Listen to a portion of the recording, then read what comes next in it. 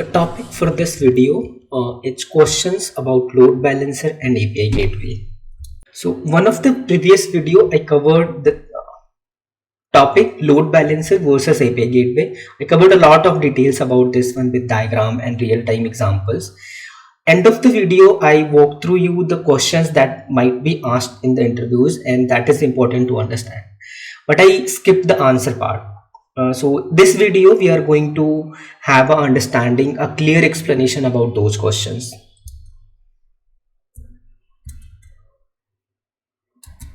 So let's see those one by one. So first we are going to see questions about load balancer. First one is, what is a load balancer and what purpose does it serve in a distributed system? One liner, it is used to distribute the load among multiple instances of a single service that is there. So theory part covers this one in detail. Go ahead and check out that, you will get the answer. So I don't need to repeat it again and again. The next one is what are some common algorithms used for load balancing and how do they work? So load balancing, when load balancer routes directs the request from one instance to other instance, there are different algorithms in place. Most popular among them is the round robin and weighted round robin algorithm. Round robin means, let's say if you have this service and it has 3 instances.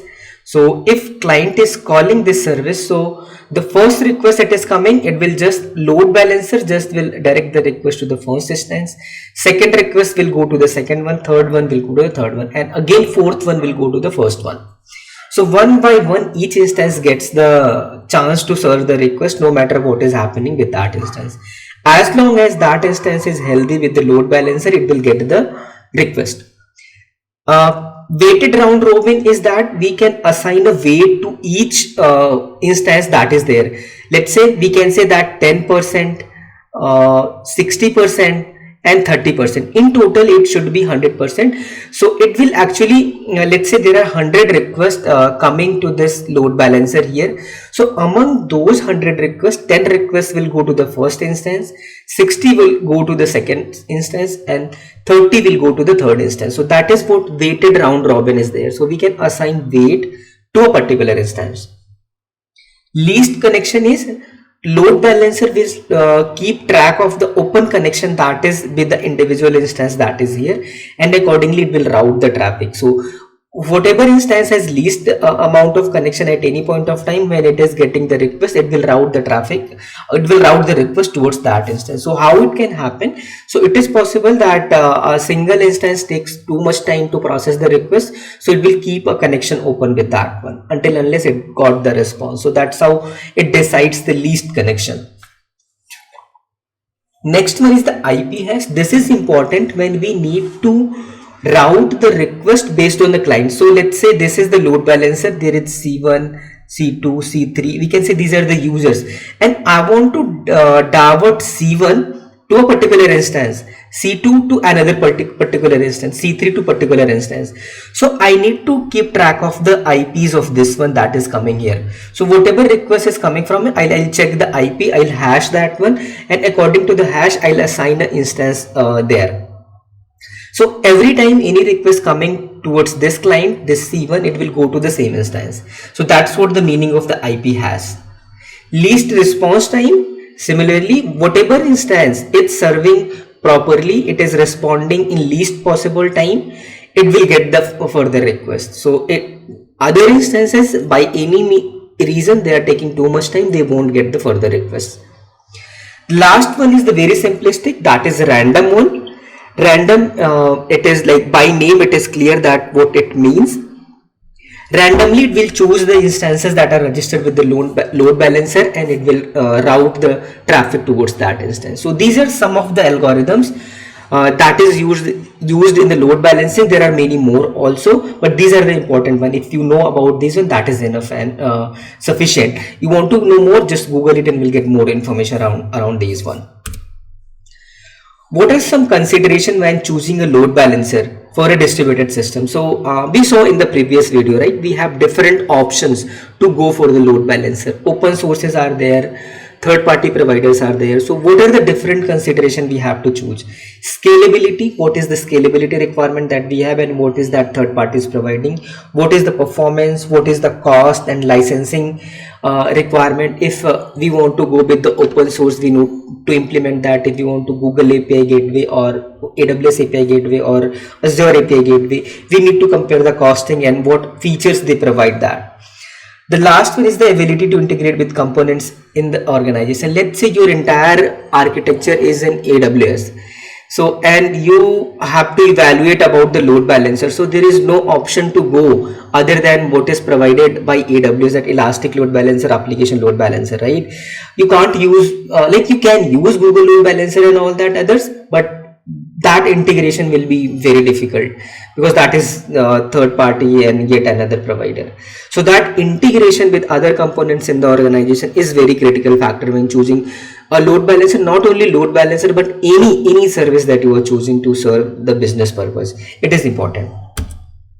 Coming to the next question, which is in the load balancer in itself, how do load balancer ensure high availability and fault tolerance? How do they ensure high availability and fault tolerance? First one, routing traffic based on load. They are routing the traffic among the different instances so that one instance not gets overwhelmed. Session persistence, there is an option of sticky session where a particular user can be directed to a single instance only, so that in-memory caching, in-memory authentication, authorization keeps alive all the time in that cases. Health checks, it keeps a health check of all the instances that are registered. It at a regular interval, it checks the heartbeat, it sends the request, and if at any point of time it gets the unhealthy instance, it deregisters that and no longer it will send the request there.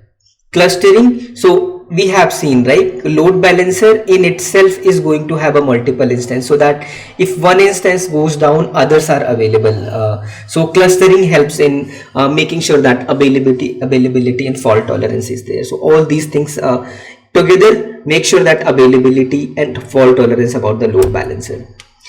Can you explain? We have seen there are two kind of load balancer, layer 4 load balancer and layer 7 load balancer. There are different use cases, different business scenario that we need one over other. So layer 4, it applies, it routes the request based on the IP addresses and port numbers to distribute the traffic. Important factors that it takes into account: the IP address and port number, where it is running and where it is coming from.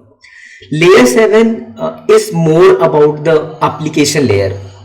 So we can have more custom logic there, like HTTP headers, cookies and URLs. Based on that, we can route the traffic. How do you monitor the performance and health of a load balancer? This is obvious. Logging, we need to monitor the logs. Monitoring, we need to have some performance criteria in place. We need to have a alarm setup for that one, so that any matrix and all that is breaking, we can monitor that, we can check that immediately. Health check, so health check we talked about in here, like it keeps a health check. If anything is not responding properly, it will re-register that one and it won't get any further request. So these are the things that we can check for the for the performance and health of the load balancer. The next question is, how do you scale a load balancer for high traffic or increased demand? If you know in advance that you are going to have a high traffic, you can manually increase the number of instances behind the load balancer. That is usual time there are 3 load balancer, and at peak time you can increase these instances and get that registered with the load balancer. And if you don't know that peak time, it is uncertain, you can have auto scaling in place. So auto scaling in place, though if you are using Docker containers and Kubernetes, those instances will get created automatically based on the auto scaling policy setup. The next one is, can you give an example of a scenario where you would use a load balancer? It is asking, give a scenario where you will consider using load balancer. When I have a distributed architecture, I have to take huge load and I have to make sure that high availability and fault tolerance is there. I'll choose load balancer, and behind the load balancer, I'll keep my individual instances there. That was it about the load balancer. Let's come to the API gateway. What is an API gateway? we all know at this point of time. It is a single entry point to the backend services. What purpose does it serve in distributed system? It does single entry point. It makes our backend services secure. It also takes care of the load balancing part. We can have that configured internally, load balancer separately, but it can take care from API gateway itself. Circuit breaker, request filtering, logging, monitoring. We can do a lot of things from the API gateway level itself. What are some common features? We were just talking about the common features offered by API gateway, like security, request interception, like logging and all that. So we can have backend services entirely on the private VPCs, private network, and API gateway is the only thing that is exposed to the client. So our system gets secured by this single entry point. We can have a routing, we can have failover mechanism properly integrated as API gateway level. So these are the features and why they are important. More details can be found in the previous video where we have covered its features and all that. How do API gateways handle traffic routing and service discovery in distributed system? How they handle traffic routing? So when if you have used API gateway, if you search on the channel itself, I have covered a lot of video about the Spring Boot gateway, Spring Boot services and Spring Gateway, API gateway there, where you can route the traffic based on many parameters like URL, what URL is coming, that context path you can change it, and it accordingly it will route the traffic. Query param you can change it, header information you can have, accordingly it can change that one. Geolocation, location based routing it can have. So all these are the mechanisms that it can route the traffic. Service discovery, when you have more than one instances of a single system, you can integrate service discovery in the API gateway itself, and it will work efficiently in that sense. What are some common security concerns? Security is one feature that is provided by API gateway, and then we can have integration at that point itself. So what are the different security concerns like that addressed by the API gateway? So authentication and authorization. Auth N means authentication, auth Z is the authorization. Rate limiting, we can apply that itself, like how much load the backend service is accepting. We can configure that load amount at API gateway level, and API gateway will decide then based on that rule and configuration to forward the request to the backend service or not. Input param validation, encryption, monitoring and logging, we can have all these at API gateway level. More about the API gateway questions. How can you optimize API performance using an API gateway? Caching, if a particular API endpoint is responding a static content, so we can have caching in place in API gateway, so it won't call the backend services again and again, it will respond from there in itself. Load balancing, we already talked about. Protocol optimization, request filtering, connection pooling. Connection pooling is that the backend service that is there, if a particular it keeps the limited connections there all the time. It is not creating a new connection, but it reuses the existing connection pool that is there in the connection pool, in API gateway's connection pool actually. So creating a connection with the backend services at every request is a costly affair. So if it has already open connection, it can reuse that one, and it will make the that latency and all that very performant. Can you explain the difference between an API gateway and a service mesh? These service mesh is a very important concept. So you will get the theory video about this one on the channel itself. You can go ahead. But in a single line, I can say that what differences, they are for different purposes actually. API gateway and service mesh, some features and functionality might be colliding, but that does not mean they're same. They're very different. So API gateway, it typically used for managing external client traffic into and out of distributed system, whereas service mesh is used for managing communication between services or microservices within the system. So I suggest you in this short video I can cover service mesh. You go ahead and check out the service mesh video. You'll get a lot of detail. API gateway is already covered, so you can differentiate and see the similarities around that. How do you monitor the performance and health of an API gateway? It is not actually API gateway, it is load balancer. Any service that you have, these are the standard steps that you should do. Log analysis, metric and monitoring, alarms, tracing, performance optimizations. These are the steps that we have to do when monitoring and performance of any kind of service that we can have. This answer is the best fit that we have to give to the interviewer. More about the API gateway. Can you give an example or scenario where you would use an API gateway? This is similar to the load balancer, that scenario where you would use an API gateway. When we have different backend services on my backend and I have a requirement to secure our services, I want to have a single entry point to all of our backend system, so that clients does not need to know each and every instance or each and every microservice. They just need to know the API gateway only and the context path, and they will be able to call the backend services there. So these are the features of the API gateway. You can just tell that and it will be sufficient. How do you handle API authentication and authorization using an API gateway? These are few mechanisms that you can use to handle the authentication and authorization with the API gateway. API key, OAuth 2, JWT, that is JSON Web Token, external identity provider. There are many more, but I have listed down these only. How do you implement caching using an API gateway? So response caching, we already talked about. So if it is a static response, that response can be cached at API gateway level only. Content based caching, whatever content it is coming, so based on that we can have that caching. Edge caching, distributed caching. Distributed caching means we can have a Redis or something like that. Distributed cache integrated at API gateway level, so it does not have to call the backend service again and again for the similar thing. How do you manage API versioning using an API gateway? I already have covered one video about the API versioning and what importance it is and how to do the API versioning. There are a lot of questions also there. So the same answer is here. URI versioning, header versioning, content negotiation is there. These are the mechanisms that we can use. So usual answer that how would you handle the API versioning is the answer here as well. So the last section is the scenario wise question.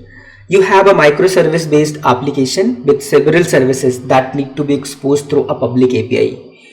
By now you know this scenario. Like if you go this scenario and put some thinking in your mind, you will answer this one. So scenario wise question, you don't need to answer it immediately, but ask back and forth question with the interviewer, have a discussion and then answer that accordingly. So it should not be like one liner or couple of liners.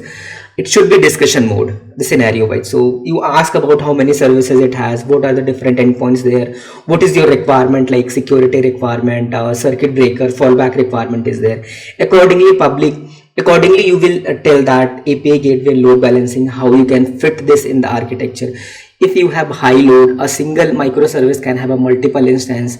Let's say S1 is there, S2 is there, and it has in itself multiple instances are there. So you can have load balancer in front of each of them, and API gateway in front of each of these backend microservices, and clients will call this API gateway.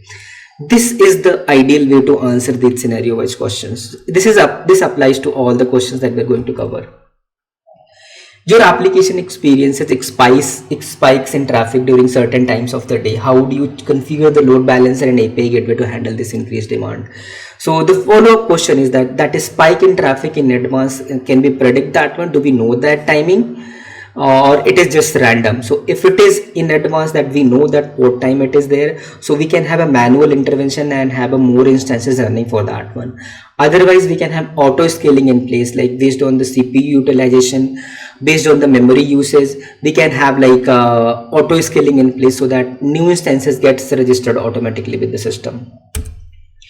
You have a service running in multiple regions around the world. How do you use a load balancer and API gateway to route traffic to the appropriate region and handle failover in case of regional outages? This is very important. So you have it is like location based routing where you can do. API gateway can have a location based routing itself. So that load balance, you will run your instances of your microservice, let's say user registration service is there, you will have that user registration service running in each part of the word, and in each part of the word you will have a load balancer also for each region. Like it's let's say US region is there, you will have a 5 instances of the user service there. India region is there, you will have 10 instances of that service running, so you will have one load balancer there also. And API gateway, you will configure the API gateway to have a location based routing. So whenever users from US are coming to your API gateway, that will be routed towards that US instances, US load balancer. India will get the India users will get routed to the India instance there, so they will have a optimized performance there. So a realistic example is that when you open a video on Netflix or Prime Video, first couple of seconds there is a buffering, less like bad quality of video is there, but eventually that gets optimized, a 4K HD video plays based on the connection that you have. So that's where it is routed to your nearest server that is there. So that is the real-time example with this one. Handle failover, regional failover. So API gateway takes care of this one, that via health check and all that. If a regional outage comes there, so it will be all the request is will be routed to the nearby region that is there. So maybe India region is facing some issues, so all the India users will be routed to the Australia region that is nearest, or China region that is the nearest one. So whatever will be the nearest will be solved by there only. More scenario wise question, your organization is transitioning from a monolithic application to a microservices based architecture. How would you use a load balancer and API gateway to ensure smooth migration and seamless integration with the legacy system? So think about this answer. So I already have discussed this part, like number of instances, single entry point of, so multiple instances and all that. So we have existing monolithic application to take care of business functionality. We are creating the new applications to take care of the same functionality. So the instances will be like the application will be routed from the API gateway based on some traffic condition and all that. Eventually it will be into the new ecosystem. So think about the question and let me know if you face any issue. You want to optimize the performance of your API by caching responses. How do you use an API gateway to implement caching and ensure caching consistency across multiple instances of the same service? So first part, how do you use an API gateway to implement caching? That is like a practical and use case, but theoretically I have covered in the previous slide. And how do you use the consistency? Then we have to use the distributed caching in this case. How do you design a distributed architecture with multiple instances of a backend service behind a load balancer and API gateway? I already have covered this one. So this S1 is there, S2 is there, there are multiple instances of this one. So you will put a load balancer behind this one, you will put a load balancer behind this one, and in front of all these load balancer you will put a API gateway here. So that's the architecture that we will put in place. How would you troubleshoot performance issues with the load balancer or API gateway? Answer is similar that we have seen: log monitoring, performance, metrics, alarms. All those things will keep in place and will analyze one by one each of them to understand the performance and how we can troubleshoot that one. So that is it about the questions about the load balancer and API gateway. I know there is not a detailed explanation of each and every questions, but I tried to do my best in this 15-20 minutes video, and that is best I can do. Still, because it is up to you who needs to dig into the questions and get the practical understanding about that. Only then you will be able to answer. Only then you will be able to have a discussion with the interviewer. Still, if you want any more detail with any of the questions that I have covered, go to the comment section and just type that question. I'll give a detailed answer of anything that you will be asking. So I'll be monitoring the comment section for a while and will try to answer as soon as possible. So do check the comment sections there. Might be answers are already there, and if it is not there, just hit the comment section. I'll answer each of those concerns that you have. So that's it about this one. I'll see you in some other video. Take care. Bye bye.